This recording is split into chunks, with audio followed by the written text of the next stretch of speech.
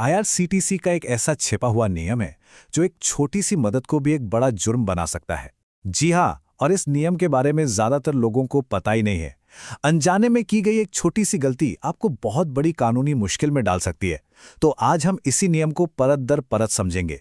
इस वीडियो को अंत तक जरूर देखिएगा क्योंकि ये जानकारी आपके बहुत काम आने वाली है। सोचिए जरा, क्या कभी किसी दोस्त या रिश्तेदार के लिए अपनी पर्सनल आईडी से ट्रेन टिकट बुक किया है? सुनने में तो ये बहुत ही आम बात लगती है ना? किसी को जरूरत पड़ी और हमने फौरन मदद कर दी। लेकिन रुकिए, यही छोटी सी मदद असल में एक बहुत बड़ी मुसीबत का दरवाजा खोल सकती है। और मैं ये मजाक में नहीं कह रहा हूं। जब आप इसके नियम सुनेंगे तो सच में चौंक जाएंगे। आईआरसीटीसी के नियम इतने सख्त हैं कि सुनकर यकीन करना मुश्किल हो जाता है। ये सिर्फ कोई खोखली चेतावनी नहीं है, बल्कि एक कड़वी हकीकत है जिसके नतीजे बहुत बहुत गंभीर हो सकते हैं।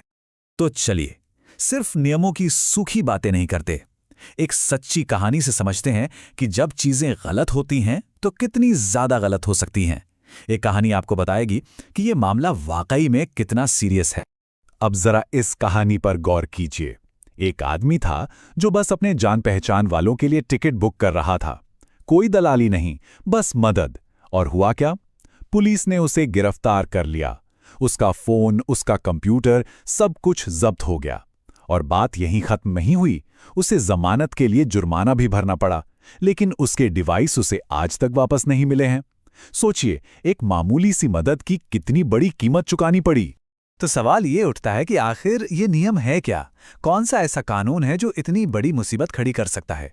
तो चलिए अब पर्दे के पीछे छिपे इस नियम को बिल्कुल साफ साफ समझते हैं कि आप कानूनी तौर पर किसके लिए टिकट बुक कर सकते हैं और किसके लिए नहीं। देखिए, नियम बहुत सीधा और साफ है। आप अपनी पर्सनल आईआरसीटीसी आईडी से टिकट सिर्फ और सिर्फ अपने लिए बुक कर सकते हैं या फिर अपने खून के रिश्तेदारों के लिए। अब खून के रिश्तेदारों में कौन कौन आता है? आपके माता पिता, पति या पत्नी और आपके बच्चे। बस इसके अलावा कोई भी दोस्त हो, दूर का रिश्तेदार हो या ऑफिस का कोई कलीग हो, उनके लिए अपनी पर्सनल आईडी से टिकट बुक करना गैर कानूनी है। और हाँ, एक और बात याद रखने वाली है। एक महीने में आप एक आईडी से सिर्फ 12 टिकट ही बुक कर सकते हैं, ज्यादा से ज्यादा। अगर आपने ये लिमिट पार की तो आईआरसीटीसी आपका अकाउंट ब्लॉक भी कर सकता है। अच्छा, अब आते हैं इस कहानी के सबसे कह सकते हैं डरावने हिस्से पर कि अगर ये नियम टूटता है तो इसकी कीमत क्या है, मतलब सजा क्या है। और यकीन मानिए, यह मामला वाकई बहुत बहुत गंभीर हो जाता है।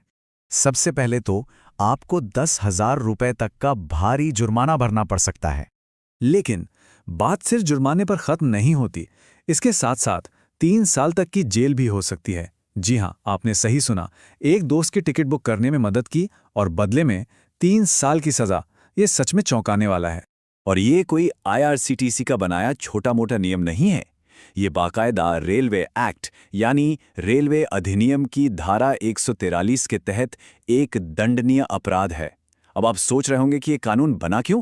देखिए, ये कानून असल में टिकटों के दलाली और कालाबाजारी को रोकने के लिए बनाया गया था। लेकिन होता क्या है कि अक्सर आम लोग जो सिर्फ मदद करना चाहते हैं, वो भी अनजाने में इसकी चपेट में आ जाते हैं। तो अब एक बहुत बड़ा सवाल खड़ा होता है, जब नियम इतना सख्त है तो फिर लोग ऐसा करते ही क्यों हैं? क्या ये सिर्फ नासमझी है या फिर सिस्टम में ही कोई ऐसी खराबी है, कोई ऐसी मजबूरी है जो लोगों को ये नियम तोड़ने पर धकेलती है? ये सवाल शायद हर उस इंसान के मन में आया होगा जिसने कभी आईआरसीटी पर, खासकर तत्काल में, टिकट बुक करने की कोशिश की हो कि भाई एक आम आदमी के लिए टिकट बुक करना इतना मुश्किल क्यों है। जरा सोचिए उस सफर के बारे में। एक आम इंसान ऑनलाइन टिकट बुक करने बैठता है। वेबसाइट या तो चलती नहीं या बार बार क्रैश हो जाती है। वो पेमेंट का गोल गोल पहिया घूमता रहता है और फिर एक मैसेज आता है, टिकट उपलब्ध नहीं है। और बाद में पता चलता है कि सारी टिकटें तो उन एजेंटों ने पहले ही निकाल ली जो कोई खास तरह का सॉफ्टवेयर इस्तेमाल करते हैं। और ये फर्क बिल्कुल साफ है। एक तरफ एक आम यूजर है जो सिस्टम के लैग और क्रैश से लड़ रहा है, और दूसरी तरफ है एजेंट जो अपने सॉफ्टवेयर से सिस्टम को बाईपास करके सेकंडों में टिकट बुक कर लेते हैं। तो ऐसे में जब सिस्टम ही किसी का साथ ना दे तो वो इंसान मदद के लिए किसी दोस्त या किसी जानकार के पास नहीं जाएगा तो कहाँ जाएगा? और बस यहीं पर आकर हम एक बड़ी दुविधा में फंस जाते हैं। एक तरफ है देश का एक बहुत ही सख्त कानून और दूसरी तरफ है एक मुश्किल सिस्टम में किसी की मदद करने का हमारा मानवीय स्वभाव। करें तो क्या करें?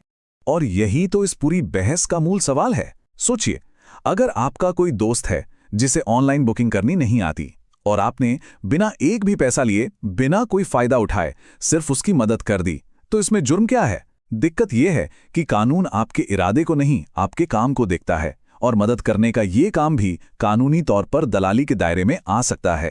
तो हम आपको इसी एक बड़े सवाल के साथ छोड़कर जा रहे हैं कि जब सिस्टम ही एक आम यूजर की ज़रूरतें पूरी करने में फेल हो जाता है और लोग मदद के लिए दूसरे रास्ते खोजने पर मजबूर हो जाते हैं, तो क्या असली अपराधी सिर्फ वो नियम तोड़ने वाला इंसान है?